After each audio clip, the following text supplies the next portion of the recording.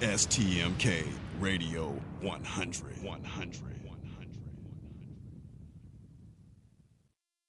You've been tuned in to Stop the Madness, keeping it 100 on STMK Radio 100. And now back to your host one more time, Shawn, Let, and Tone the Stump.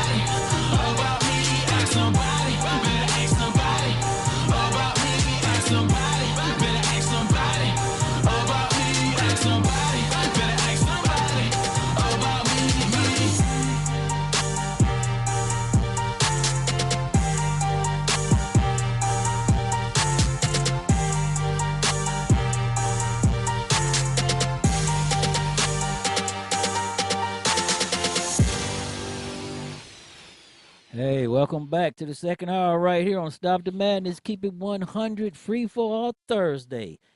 Hey, Houston, Texas is in the house. D.C., New York, Jen Williams. We'd like to thank all y'all for being in the chat room. Savannah, Christina, hey, thank you for showing us some love. You know, we got a gentleman sitting right here, Prince, the man himself from the ATL. Brought his trophies with him. Hey, he brought his preacher roll with him. Show him, Prince, what's going on there on the camera. So put that camera up. There you go. That's it. That's what I'm talking about right there. I'm a superstar in 2 cities. Hey, and he's from the land. You know, Prince, I want to say this. You know, those are Oscars? Yes, they are. Both of us say superstar. And both say superstar. Superstar in Cleveland and a superstar in Atlanta. Atlanta, okay. And he's going to be tomorrow night the guest speaker at the Thurgood Marshall's 50th anniversary. And right there, you know, I want to say this, Prince, since we're going to bring you in right here. You know, I read this book, and it's called The Gift. And in the book, it has a passage about you.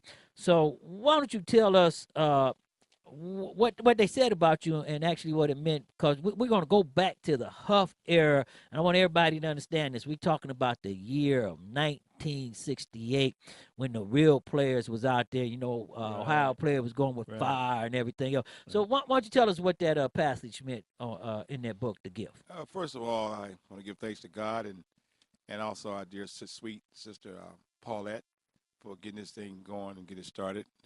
I know she's watching down on all of us right now, and the crew down there in Atlanta. Al and Michelle, I love you both. I hope you're listening, and Timberlake, you rascal, you. Anyway, the book, The Gift, was written by my younger cousin, Dwayne Bray, and Dwayne Bray is now currently VP with ESPN up in Connecticut. He did something with the live Outside the Lines. Outside the Lines. Yes, correct. Yeah, that's the guy we talking about. He is the executive producer of Outside the Lines that comes on ESPN on Sundays in E60. Okay. So he's a prominent guy doing a lot of big things and stuff, and we're all proud of him and being a cousin, but also being a younger cousin. Mm-hmm. And he followed me around back in the day, early days, back in Cleveland, and look where he's at now. So. And Tony Stone, I want you to listen very carefully how they refer to Prince. Okay, so you're gonna love this section, man. The way they refer to him, you're gonna love this. Okay, guys, this is a true story, and I took kind of umbrage with my cousin when he gave me the book, and there was no previous conversations about the book being written, or how it was distributed, or the content of the book, what hey stuff. Had I known that I was going to be in the book, we would have had a team of lawyers at it. Hey, Goldie would be proud of you, son. Yeah, Goldie would be proud of you. Well, back in the day, I was okay. Anyway, well, yeah, because I read a couple of. All right, now let me finish this for you. What you read? Right, go ahead. No, what you read is true. I'm quite sure. I'm treasured legend. In this time and legend in my mind. Anyway, I read a couple of. I'm gonna read from page 6. I'm sorry. Go ahead, Tony. Go ahead. Do the one. Hold on. He gonna tell us about the question that I asked him. Section. Oh, okay. I'm gonna say do the one that I had got the postmark. Wait, just relax for a minute. Okay. He's gonna tell us about the question that I asked him before. Actually, the prelude of what the book actually said about him. All right, this is on page 62 of the book. One good thing about living on Superior with my mother and Roy is that they rented out the back room of our duplex to Prince, my mother's first cousin. It's the mid-1970s, and Prince is part of the in crowd on the east side of Cleveland, Ohio. His bedroom, which essentially is all he gets for his $50 a month rent, is on the second floor directly behind mine. You have to go through my bedroom to get to his. Prince's room is adorned with all kinds of lights, including fluorescent. He has mirrors hanging on the wall. I am impressed, and Prince is, to me, the slickest cat in the world. Right. That's what I was reading. While I never associate with any other kids my age in this neighborhood, Prince grew up here. He has a lot of friends here. Well, make that girlfriends. Prince is 2 years younger than my mother. He loves to talk about his sexual conquests with anybody, which includes me. He tells me of other many times he has had sex with women and brags constantly about his social life. Right. And now that his bedroom is next to mine, he tells me that I would get to see all his women firsthand as they come to his pleasure den. Do I ever? Prince doesn't have as many women as his boasting would suggest, but he got a bunch of them. It's not like there's a different lady tromping through my bedroom on a nightly basis to get to his lair. But at least once a week, a new woman sashays into our front door, speaks softly, and heads up the stairs to socialize with my cousin. These dates of Prince's are usually in their early or late 20s. Like Prince, even if I'm not sleepy, I know it's time to go to bed. Prince plays soft music and burns incense. The smell of burning marijuana wafts under the door into my room, surrounds me as I lie in my full-size bed. I hear giggling, and the lights go out. Then there's grunting and the sound of pressure being put on the bed slats of Prince's bed. Oh, shit. I didn't write this shit. Yeah, boy. They selling something right there, boy. Right. When Prince isn't working as a nurse or paramedic at the downtown Cuyahoga County Jail, and when he isn't luring women to his room, he coaches a summer league basketball team. One player on the team is James Calvin Wilson. JC is on a scholarship on the University of Pittsburgh.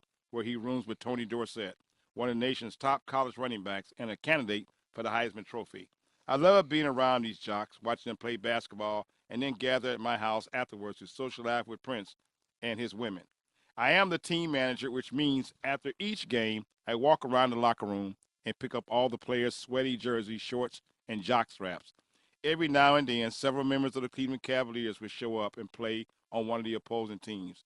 The Cavs players are just staying in shape during the offseason, and the basketball here isn't bad at all. The games are played at a recreational center, Thurgood Marshall, in the heart of Cleveland's east side. They're good, the first. They're good, the first. Thurgood during the action. Prince paces the sidelines and jaws with the referee like this is the NBA. He has a clipboard and shuffles his players in and out of games. Crowds of about 100 folks are on hand. I find it strange that so many folks root against Bobby Smith, Austin Carr, and some of the other Cavs. I have never seen anyone in Cleveland root against the Cavs except Leroy, Grandma's husband. But I think even he likes them. He just roots for the other team during NBA games because he thinks all the Cleveland sports teams are destined to disappoint their fans. By July, JC has to leave and return to college. Several times over the next few months, however, Pitt plays on national TV, and I watch JC cover receivers. That is the case one October Saturday when Leroy and I are watching the game. That interception was by James Calvin Wilson, the nifty little cornerback out of East High School in Cleveland, Ohio. ABC's Keith Jackson says with a twang, I am jumping around the living room and yelling, I know him! I know him! He's been on my house. He walked in my bedroom. He gave me his autograph. I spent the summer with him. You don't know him, Bray, Leroy says. I'm telling you, we're just like cousins. Leroy laughs and calls Grandma. Bray, notice, man, he on television, he tells his wife. Ain't that sweet, Grandma says. Over the next few months, I followed JC's career through the sports pages and the TV. He makes several college all-star teams and is drafted in the 5th round by the Houston Oilers. He quickly becomes a starting player, and I root for him even more now, except for twice a year. That's when the Oilers play the Cleveland Browns. So let me ask you this Yes. right there with that book right there, when you was doing your Goldie moves and everybody talked about you there. At Thurgood, when you was there in 1968, were you a coach or were you Let me say this. If you give me a few minutes here, let me say about 1968. As we played in the streets of Cleveland in January of 1968, that year in January, you know, the Tet Offensive had started in Vietnam in January 68. And then in March of 68, when we played in the streets of Cleveland, I have a good memory. And I remember President Lyndon Baines Johnson went on television on March 31st and said at the end of his speech that he surprised everybody that he will not seek nor will he accept the nomination for President of the United States of America. While we played in the streets of Cleveland on April the 4th of 1968, Dr. Martin Luther King Jr. was shot dead in Memphis, Tennessee. While we played in the streets of Cleveland, Robert Francis Kennedy was shot dead in California on June 5th, and he died the next day on June 6th. While we played in the streets of Cleveland in August of that year, 1968, the Democratic Convention was being held in Chicago. Then Mayor Richard James Daley and the Chicago police beat thousands of protesters at the Democratic National Convention in Chicago. While we played in the streets of Cleveland, in November, Richard Milhouse Nixon was elected president, the 36th president of the United States in 1968 of November. While we played in the streets of Cleveland in September, 60 Minutes debuted in September of 1968, and 60 Minutes is still on television. Through those national stories I just mentioned in 1968, and a lot of things are going on in 68, one thing that didn't make the national news was the opening of Thurgood Marshall Recreation Center down on Huff Avenue. But the kids in Cleveland knew that was opening. Thurgood then was built as a place for kids. And in 1968, the world was on fire. You had a lot of kids who were 15, 16 years old. At that time, I was 15 at the beginning of 68 in January, and I turned 16 at the end of 68. I turned 16 in September of 1968. We had no place to go. And understand this, too, people. A lot of us just came off 2 or 3 riots. So we had been in the riots. We had been in the Huff riots of 66 and 67, and another riot around the corner in Glenville. So we had some veterans. So Thurgood Marshall was a sanctuary because a lot of us didn't have, we had families at home, my mother and my sisters, and my brother and a host of friends. But back then, we moved around a lot. So I went to all the high schools that were in Cleveland. Senior high, not senior high schools, but junior high schools in Cleveland. And some of the schools, some of you out there might know that I went, and some of them still here today. I went to Harry Davis, Mary B. Martin Elementary School. I went to Huff Elementary School. I went to Franklin D. Roosevelt Junior High School, Crystal's Addicts Elementary School, East Senior High School, and Mary McLeod back Bethune. What inspired me in those schools that I went to during those years with Hayes stuff is the fact that they were all named after predominantly black people, except for FDR. But as you know, Mary McLeod Bethune now the name is now Bethune-Cookman College down in Florida. But she's the first woman. She started a private college down in Daytona. Harry Davis was a black Republican, involved in community affairs for black people back in the day and stuff. No one knew that. But Mary B. Martin was the first black woman elected to the school board back in the day back there. And Huff Elementary School was built in 1887, which is now gone. I say this to say that people in 1968, we had nowhere to go, but Thurgood Marshall was there for all of us. And at the end of the mayor was Carl B. Stokes and the gracious woman, Fannie Lewis. Mm-hmm. We ran past them in 1968 when the doors opened. So to the gang of 68, the kids, there's so many of us that was in there. And over the years, we always kept Thurgood a place for all of us. It was like, if you knew about the Little Rascals, we had our gang. Mm, and Thurgood Marshall gave us that. So when you was on the streets of Cleveland at that time, you had a choice to either join the Nationals, the Panthers, with all the riots and violence going on. So Thurgood Marshall gave you all that shelter that you needed to stay out of the streets and stop from being in. Correct. But you had that. I was a criminal. I was a gangster. I was a thug. But we all were thugs, though. We got a Thurgood. If you look at the letters in Thurgood Marshall, and this is so you young folks out there like this young man told me he's a millennial. Mm-hmm. We had this back in '68 when Thurgood. We call ourselves thugs. Mm-hmm. And if you look at the way spelling is Thurgood, you THU, mm-hmm. you got the G, but then the UR and OOD. So if you want a thug, you are odd. Get it? Thurgood. If you want a thug, you are odd. Right. So we were thugs back then. So I was a thug in '68. And in 2018, I'm a gangster. Mm-hmm. But I'm still a thug. wasn't Fairfax Recreation going on back then? Because I remember we used to go swimming down in Fairfax. Fairfax is going on, but Fairfax didn't have that lure. With Hayes stuff. Thurgood Marshall was in the heart of the inner city, right. With Hayes stuff. Mm-hmm. I just couldn't understand in '68, 66 or 67, why did we go to Palmer or Strongsville, the Twinsburg riot? I'm still working on that. But you have to realize too in Superior, if you go down, what everybody don't understand, especially Tone, if you go back into the library and pull those books up, Euclid, Chester, Huff, Superior, 105. That was the Gold Coast. Correct. That was the Gold Coast, and that's where Millionaires Row and all that stuff come back. And if you have to understand, those houses on Wade Park between 108 and 109, those was actually mansions back in those days. Correct. Some of them still there. Some of them still there. And we did. We once again we our own worst enemy. We did burn down our own city. But you have to understand too that when Ahmed Evans got into the shooting, because everybody don't understand that the shooting did not take place. I mean, the riots, the Glenville riots and the Huff riots did not take place because of incidents that happened. Correct. It took place because of the police response, okay? And that's something that you have to remember. It's the way the police responded to Glenville, 2 police officers being killed, which actually started the riot and caused everything to be burned down. You're correct once again, yes, sir. So when you go into that and you look at our activists, and this is what I say about activists, there's no game plan. None. And there's no end.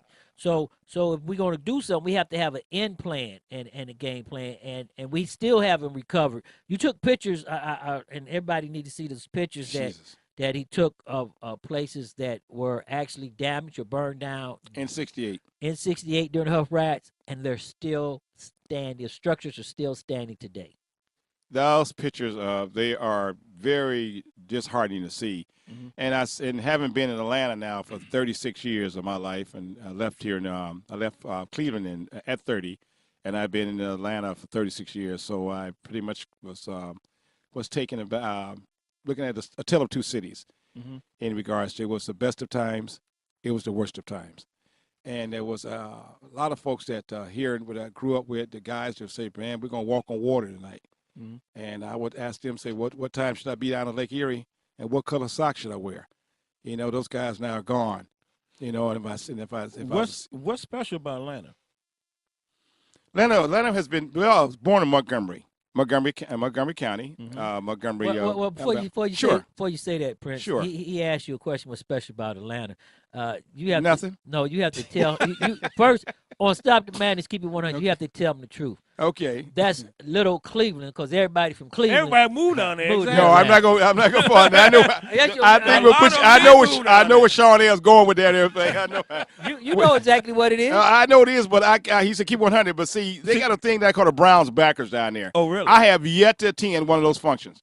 Okay. Okay. There's no such thing as a Browns backer down there. Either you're Browns or you're not. Okay. But the Browns, I don't follow that clique down there. But it's a clique. See, that's one of the reasons why I didn't, because everybody kept saying, move the line, move the line. I said, for what, fool? Man, you down there. I'm trying to get away from you. You down there. Yeah. Well, everybody's down there. Yeah. So tell us what's so special about Atlanta. Yeah. well, I just Besides the club that you was at when we had our party and everything, you know, our luncheon. But it wasn't a gay club, was it? No, this was a nice club here. Magic City, I think the name was. Okay. Magic City. Because you know how Atlanta has switched a little bit. It's taking over. You got to be careful with your words when you use, you're talking gay and switch. It kind of you got to be a little careful. Well, remember, we used to always talk about San Francisco as being the gay capital. Atlanta surpassed. They took over. Yeah, exactly. they surpassed them. Okay, Yeah, when they they took over. Okay. But I didn't. That's not my. I didn't run down that Peachtree Street. So tell us what is so special about I think Atlanta? for Atlanta, for Prince, going right when Atlanta. I left there. I left Cleveland in 1983, the fall of '83, and I arrived in Atlanta in August, and it was just like pulling my bootstraps up, and taking everything that I learned in Cleveland and all my education here and stuff, and then take it on the road. So I took my show on the road. It coming out of some other bitter divorce, and just remind me of what the little joke that Richard Pryor said when he went to court, and he got divorced, and the judge asked Mr. Pryor, so Mr. Pryor, do you have any dreams? And Mr. Pryor said, yes, sir. But God damn it, motherfucker, we want them too. Yep. You got any dreams? We want them too. So, but Sax Man know a lot about that. Okay. So I'm sorry. Yeah. Baby mama took them and it's going. I got one pair of underdrawers left. I tell you something. The divorce is something being a young black man or just being a man, period, and divorce is something you don't. I don't wish for anybody. But let me ask you this. Yes. You worked the county jail back in the 60s. Correct. And well, not the 60s, in the 70s. Right. And during that era, there was like the gangsters and activists in jail. So tell us about that. How was that experience? Well, that's interesting you would raise that question. I was here at the bombing of Daniel J. Green. Yeah, Danny Green, and when they killed him out of the dentist's office out there at Lyndhurst. Yeah. And they brought everybody into the Cuyahoga County Jail that was there at that time was ran by then Sheriff Gerald T. McFall. Jerry was something else, Jerry's house. Yeah. They got Jerry's house down there in Dallas, Texas with Jerry Jones, but boy, nothing like Jerry's house downtown at the Justice Center. Right. But anyway, they started bringing all those guys in, Big Angelo Nardo and Liberty Lombardo and Calandra. Yeah. And they moved the female prisoners off the 7th floor medical pod and put them up on in population, and they was downstairs. So I got a chance to meet all the people who were involved in that.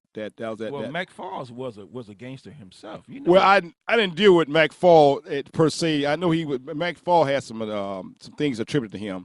He was not the kind of person. He was not very affable, and my skin color was not the kind that he liked too much. Exactly. In that sense right there. But I had a job with the county, and that's a dream job to have a job at the county as opposed to city. Right. But tell us about the gangsters and all them. The one thing I've been, the guys there when they brought them in, they were kindly old men, what have you, stuff just like you might see in the movie Goodfellas. When you see the guys we were in prison, when Henry Hill got to prison and stuff, and Paulie and them walking around with house shoes on and get what they want. Yes, they got what they want. They got carte blanche service. Right. And it was interesting to see it, but so.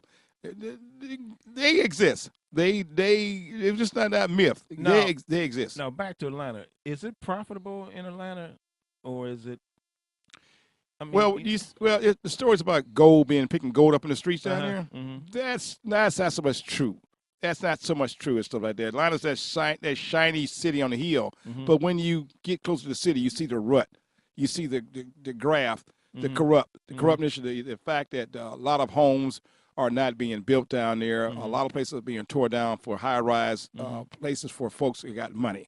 I think the people down there are getting left behind, just like the folks up here. Sound like Cleveland, don't it? That's why when I talked to Shawn a while back and talked to the gentleman at the director of Thurgood Marshall, he said, Mr. Sanders, what was your theme of your speech might be for the 16th?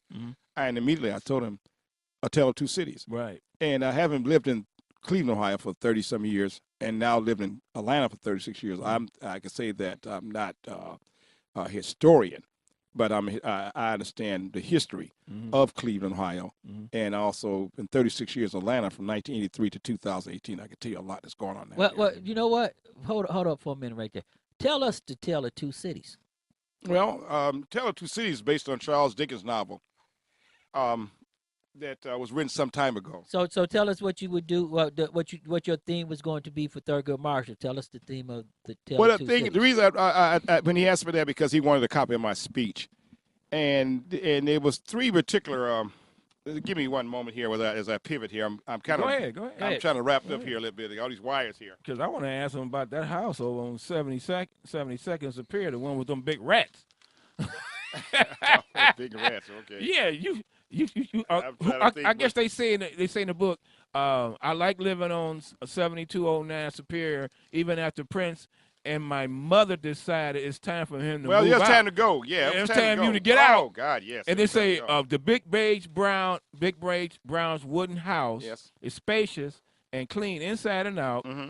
I didn't go in the backyard alone, much because of the very big rats the size of cats.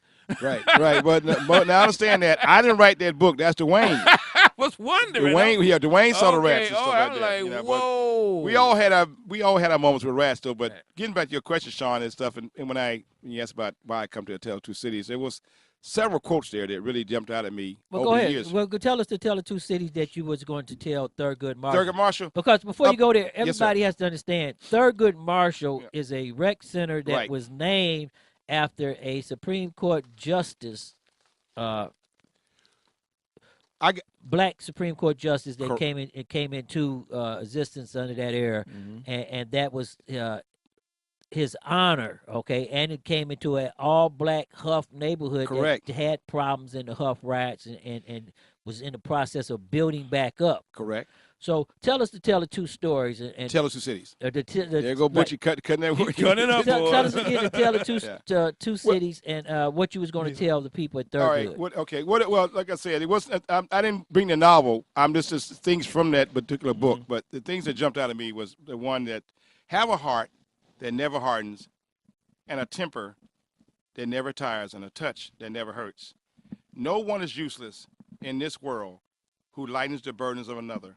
And the one that I think we're most familiar with, for those who are readers, avid readers, it was the best of times, it was the worst of times.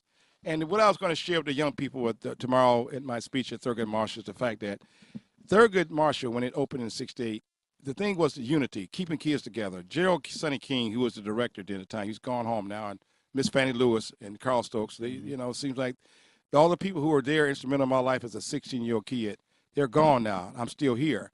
And that's by the grace of God. Huff Elementary School is gone. East High School is gone. Other buildings I mentioned to you are gone. I look at all the schools that have been torn out. But the fact that through all the turmoil that was going on in Cleveland at the time, and now 50 years later, Thurgood Marshall is still there. And it's a testament not only to Thurgood Marshall Recreation Center, but it's a testament to Thurgood Marshall, the man himself. Because this year now, we're celebrating the 64th year of the anniversary of Thurgood Marshall, arguing the case of Brown versus Board of Education. Here's a question for the two guys, my millennial friend and Tony here. And Brown versus Board of Education, can you guys jump in right quick and tell me who was Brown and what was her name? No, I can't. Okay. Not off the top of my head. No, I can't. Well, you guys got to know that, okay? Folks, her name was Linda Brown. Linda Brown. And the Brown was the young lady. That was the young lady that was trying to get into the high school. The high school. Correct. Brown versus Board of Education. Yes, and that was the one that Thurgood Marshall. And the governor sent the National Guards to keep her out. Well, you got two different stories. You think about. I'm thinking about the one with the. You think about General Wallace and Wallace. Correct. Yeah. That's in Alabama. That's in Alabama. Yeah. Okay, that's the one in Alabama. I got to help these guys out, guys. Don't worry, I got them. I work with them. Hey, you know something? I knew what you're talking about, but I mixed the two together. Well, you can't do that, buddy, because you can't do vodka and rum together. Well, you know something. Yeah, you can. No, you can't mix them together. If you're gonna do that, you could be throwing up. You could be in the back throwing up. Well, he's a young boy. He like to turn up. See? Go ahead with that. But let's not cut you off. Go ahead with that. But my thing was Mr. King. You heard this word when you charge somebody with something. Gerald King saw something to me a long time ago, and he told me, he said, Prince, look here, just try to save as many of these guys as you can. And that thing was, I had a whole lot of harebrained schemes. I came up with schemes you wouldn't believe. But my thing was, if I can keep as many of us together, I can keep off the street. Because one of the gentlemen, Rodney Hurd, he's a good friend of mine, and that's who I'm in the city. I'm hanging out with him in the city of Cleveland when I'm here, and. His dad, who's gone on, his dad was Wiley Ferrier. Wiley Ferrier was a Cleveland police officer, and he's a detective. Shawn familiar with him, I'm sure.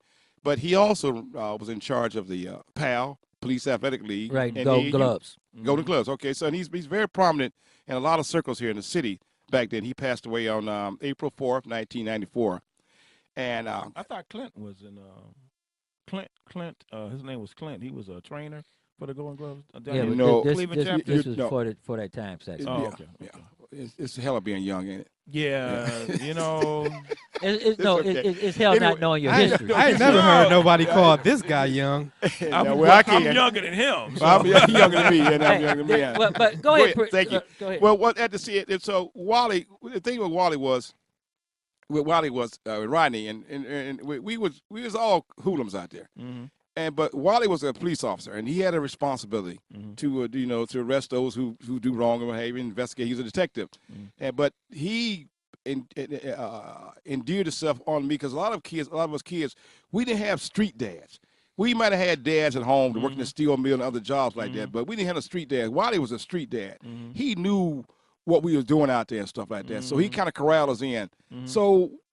As the time went by and being with Rodney and being around Wiley and stuff like that, I thought that, in 1975 and all the years being at Thurgood, I was getting older now. So I had a job at Mount Sinai Hospital. I was a nurse tech down there and stuff. And early on, I wanted to be a doctor. And when I got to that, I wanted to be a lawyer. Now, two of my best friends happen to be brothers. Yeah, one is a brother, one is a lawyer, and one is a doctor. And Shawn knows both of them. Right. They family. Anyway, though, but he, at the time, he was to work with the AAU. So I went to Mount Sinai Hospital Community Affairs and broached the idea of possibly having a community-involved team.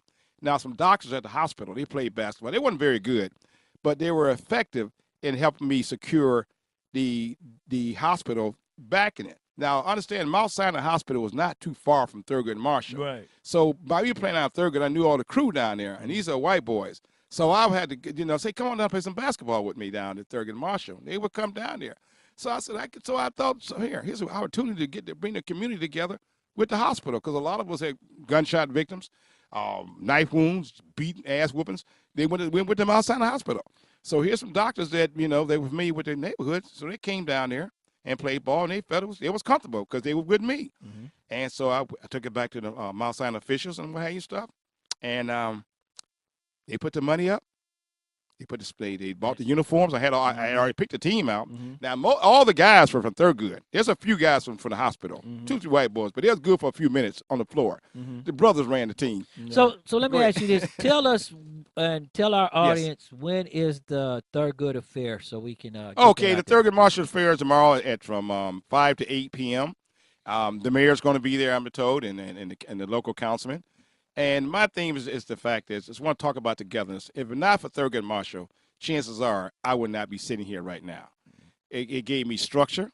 It gave me a home away from home, but also, too, it kept me with a lot of friends, guys that I love to this day. But as the years pass by, as we get older, and life's issues come and take place, those guys are gone. I don't know if I can find one kid today that came through those doors for me in August of 1968. Well, right there, that's Chris Sanders. He's going to be the keynote speaker at the Thurgood Marshall's thing. But on the telephone right now, we got the man, Heavy D. Heavy, you on the phone with us? Oh, Heavy. Heavy. Is Heavy still there? Is it there?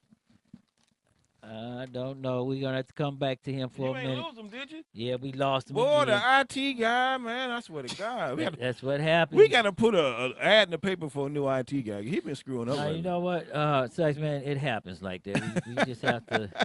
You might need to rough him up, Sax. If I may,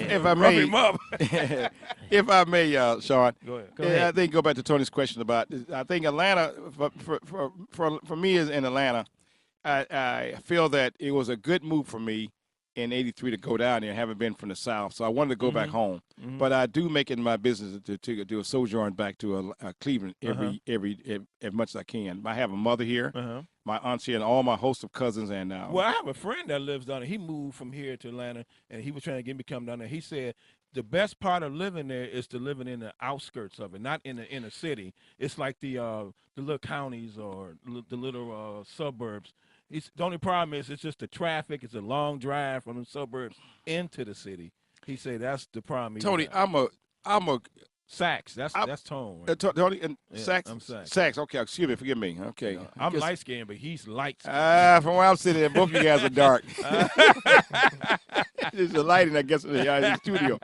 But is that the president calling? Yeah, it's the president calling. We get ready to get Heavy D back on the phone with us, the chat room. What's up, Heavy? Hey, what's going on? How y'all doing? What's up, Heavy? Hey, all right, man. Hey, we got the man. What's up, Hey, Heavy, before we get into your segment of tonight with Heavy D, I want you to keep it real with us. What the hell is going on? LeBron talking about he's getting ready to take on Wilt Chamberlain and surpass him.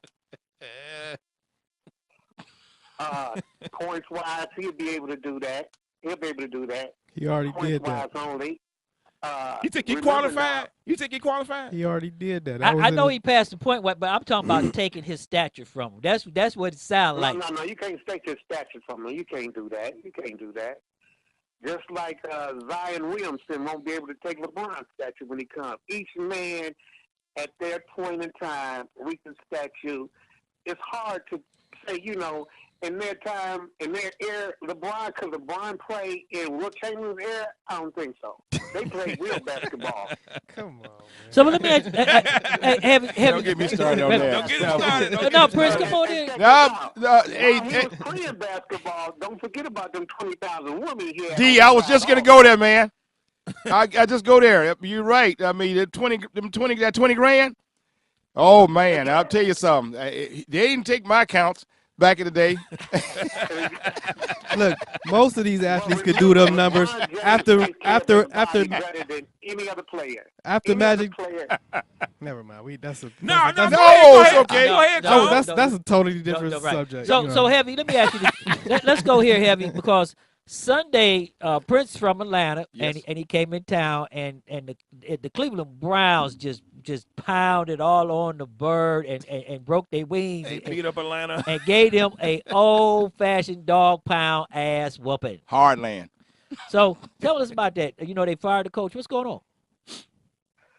Did you see the different types of formation they had? Something you never seen before. Yeah, I like those. Those play callings. There you go. When you don't put a square peg in a hole. Don't do that. You find what he can do best. Make it work. If he can do the RPO run pass option that works for him, then set him up for that. Don't set him up to fail. Right. Everybody wants to you're gonna fit my scheme. Get you a player and let the scheme fit the player. And as he feels comfortable in doing that, oh my God! Do you see that pass to Higgins? Oh yeah. Oh. Hey, D. This is Prince here. What I've saw watching the game and following the Browns is that I think they found an offensive style that fits them, and that sense right there, I think they can play more up tempo football at a faster pace. Just be aggressive, attack. I think they finally found an offensive system. You know, I hate to see the departure of Hugh Jackson, but the writing was on the wall when him and the offensive coordinator got to arguing in public, and it got in the public domain. You want to know what really happened, Prince? The same thing they criticized LeBron for doing a couple shows ago. That's what Baker Mayfield did. He went and he told them that the offense wasn't working for him the way he wanted it to be, and you see how things got. And now he's happy with the situation. He's happy with the current offensive coordination right now, and you see the productivity. But essentially, it was him who put that in motion. But see, there's one difference here because LeBron had people that could win with him, and LeBron had a championship team. Well, they won last. Okay. They won this past week. You know, so they on the right track. Shocking. They on the right track. Shocking. But see, LeBron left a championship team because he couldn't lose. And I have a problem with that. Well, I'm just saying. I have to go with Jay because Jay ain't here today, but I have a problem with that because see, if you can't to be a champion, you got to beat the champions, okay? And he went into L.A. heavy, and I'm looking at the West. The West Coast is a lot more loaded than the East Coast. It's the same as on football and baseball. It's the same thing. No, football. The East Coast got some football teams now, but the West Coast is loaded because I looked right now with heavy, and I'm gonna ask you this: the Lakers are the 7th seed right now, okay? And I'm looking at Portland, who they beat last night, but Portland had like a 15-point lead on them, so I don't know how they lost that game, but I'm looking at the Warriors right now, and the Warriors are looking at, okay, L.A., we going to beat the brakes off of y'all when y'all come up here. What you think about that? Well, I'm going to tell you what happened. LeBron missed them free throws the last game. It ate at him. And when you piss him off, when you come back and get mad LeBron, he going to do what he do. It ain't no other player that can come keep his body the way his body is conditioned, his mental game, his mental IQ off the chart, his body off the chart. He is gonna make it. He gonna make it happen. He gonna take them to the. They're gonna be in the playoffs. They're gonna be in the playoffs.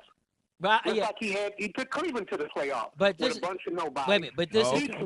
See, that's I got issue with that. Yeah, he had a bunch of nobody. But this is the question, Heavy.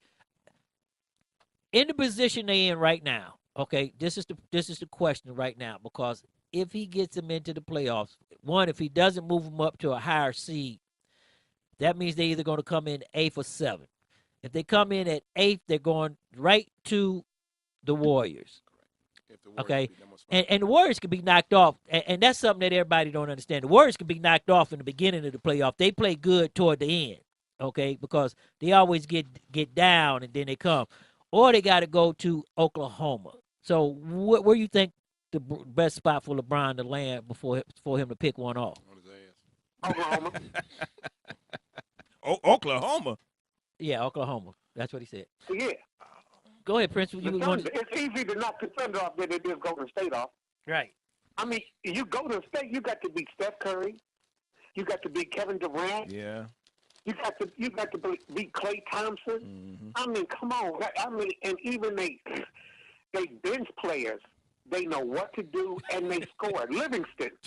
I mean, when come on now. I see. Tone said he got that Golden face. State is a machine. Now, it's not a machine that can't be beat, but they are a machine. And the only people that can beat Golden State is Golden State. Now, this bickering between Draymond Green and Kevin Durant, I mean, that could blow them up. But all that's going to happen is Kevin Durant going to leave. And they're going to miss him. Because without Kevin Durant, Golden State ain't going to be that powerful. And right here on Stop the Madness. One player? We are in Sports Talk with Heavy. One player. Tell me something, Heavy. Do you see the Browns winning any more games this season? Oh, yes, without a doubt. Okay. Without a doubt. They're going to win. They're going to win at least 1 or 2 more. That's it. So it'll be like, what, 6 altogether total? Yeah, they got 3 right now. Yeah. No. I said 2 more. That'll be 5. 2 more will give them at 5. So, Heavy, let me ask more give them at 5. Let me ask you this, Heavy, before you go, because this is the thing in the chat room, so I want to bring this out. The firing of, and I'm not talking about the real coach that got that left. Okay, so we talking about the secondary coach for the Cavs and Hugh Jackson. What is your opinion on firing the coaches?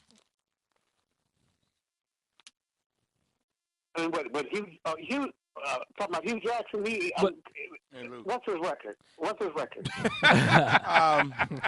0. Okay. It's a heavy. It's heavy. A heavy. It was almost. But I mean, you have teams that make it to the playoffs and get fired. This dude is what? He's 2. What's his record? 3 and what? 3 and 39. 3, yes. Oh, okay. Well, next question. Okay, so what you think about with the Cavs firing Lou and then Matter of time. hiring the new coach, but didn't really want to give him a contract? You know, man, dude ain't never want to pay nobody. You look at his general managers, lowest paid in the NBA. He has a history of he don't pay nobody. That's why he always trying to find a diamond in the rough. He looking for an up-and-coming GM. He looking for an up-and-coming coach. He ain't bringing nobody in with no thunder. Well, he don't want to pay. He don't want to pay. Now, he will pay that the tax for the salary cap. He'll pay that. But as to pay a player or a personnel, he ain't doing that. And that's just his M.O. Hey, Heavy, you know what? We really thank you for being with us tonight on Free Fall Thursday and doing your sports section. We're going to have you, you're going to be back with us next week, and we're going to have you back. We're going to have you back next time we come up in here. We got to have you. Hey, and we thank you very much, Heavy, and stay into it because we want to. But before we go, the chat room want to know, is Seattle going to win tonight? Seattle playing. No, I'm going Green Bay. Green Bay. All right, well, right there, that's Heavy D and Sports Talk with us on Stop the Madness, Keep It 100. You know, we got our man from Atlanta here himself, Prince Sanders. You know, Prince, before we get ready to shut it down and go off the air, you going to be the man of the hour at Thurgood Marshall's anniversary thing. Tell our audience and everything what you really want to portray to the millennial and the people there about Thurgood Marshall, and tell us basically what you want to put out there that you want them to know while you're speaking to them, and what they should grasp from it. Believe in yourself and believe in your friends, and keep your friends close. Unity, togetherness, and try to listen to each other a little bit more. I think if we listen to each other more intently, I think we can help each other more. But the thing about it, we really got to band together. But let's start in the home. If we can start at home, then we could take it elsewhere. But that's where it starts at home. I'm fortunate to have a good mother and a cadre of good friends over the years and stuff, and meeting friends who had good mothers and good fathers, and being up in their wings. So I would tell the kids today to keep your friends close and do as much as you can with them. Back in the 60s, and I ain't got to go to 60, I can go to 67, 66, 65, 64. But one thing we were not a band of roving youths. We weren't a band of thugs.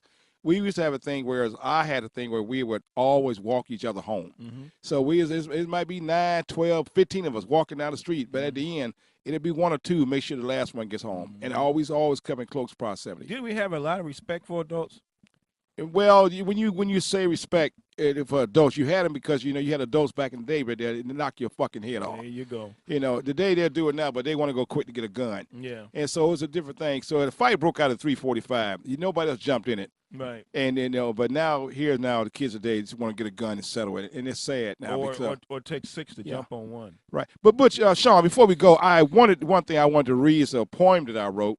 And I want to share it, but it's not long. But go ahead. Okay, thank you. Go ahead and share it with our audience. Okay, thank you.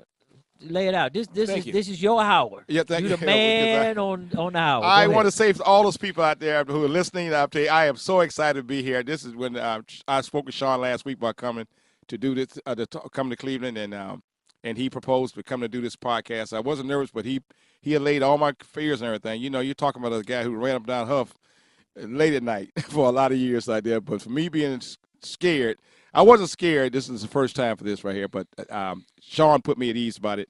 So here's my poem. I call this Lost Time to Go Home. I hope you like it. It's not very long, but Shawn gave me time to read it, so I'm glad. For over 1,000 years, Roman conquerors returning from the wars. Forgive me, I got to get my My glasses on, guys. Yeah, I'm put sorry. your eyes on. My eyes on, Put yeah. your eyes on, Okay. yes. Do we have time for the Saxman Studio? For over 1,000 years, Roman conquerors returning from the wars enjoyed the honor of triumph, a tumultuous parade. In the procession came trumpeters, musicians, and strange animals from conquered territories, together with carts laden with treasure and captured armaments. The conquerors rode in a triumphant chariot, the day's prisoners walking in chains before him. Sometimes his children, robed in white, stood with him in the chariot or rode the trace horses. A slave stood behind the conqueror, holding a golden crown and whispering in his ear a warning that all glory is fleeting. This was said by General George S. Patton. Oh, okay. Hey, right Yes, there, that was pretty nice. This is here it is right here. I've been thinking a lot about time. It seems the more of it that has passed, the quicker it moves, and the more I wish it would slow down. As a child, I could not wait for the passage of time. I was anxious to get to the end of the school day, the end of the school year, the end of my youth. I yearned for the wisdom that time and experience would afford me. Now I often wish to freeze time, to defy the laws of nature. Somehow it seems there is never enough time to accomplish the things I want to do. I imagine time is like a snowball set in motion on a high mountaintop. Starting out small, it gingerly descends the slopes, and as it accumulates in size, it picks up speed until it is barreling down the mountainside. It's subject to the laws of gravity, seemingly unstoppable unless it collides with another object. In this case, the end is instantaneously and unexpected as it shatters into a million pieces. But if its path is unhindered, it will continue to roll until the grade of the slope diminishes and eventually comes to rest, where it is left to melt in the warmth of the coming spring. If we make it that far, I wonder if we come full circle and begin to pray for the passage of time again. When we compare the present life of man on earth with what that time of which we have no knowledge, it seems to me like a swift flight of a single sparrow through a banquet hall on a winter's day. After a few moments of comfort, he vanishes from sight into the wintry world from which he came. Even so, man appears on earth for a little while, but of what went before this life or what will follow, we know nothing. King Henry VIII asked of Sir Charles Branson, the first Duke of Suffolk, in these last days, I've been thinking a great deal about loss. What loss, your grace, is to man the most irrecoverable? Sir Charles Branson said, his virtue. King Henry said, no, for by his actions he may redeem his virtue. Sir Charles said, his honor. King Henry said, no, for again he may find the means to recover it, even as a man recovers some fortune he has lost. Sir Charles Branson said, I cannot say, your majesty. King Henry VIII said, time. Time, your grace. Of all losses, time is the most irrecoverable, for it can never be redeemed. King Henry lived from June 28, 1491 to January 28, 1547. He was the King of England. And as I close my part here, I share this with all my friends out there in this land. Oh, Yeah, there you go. forgive me, guys.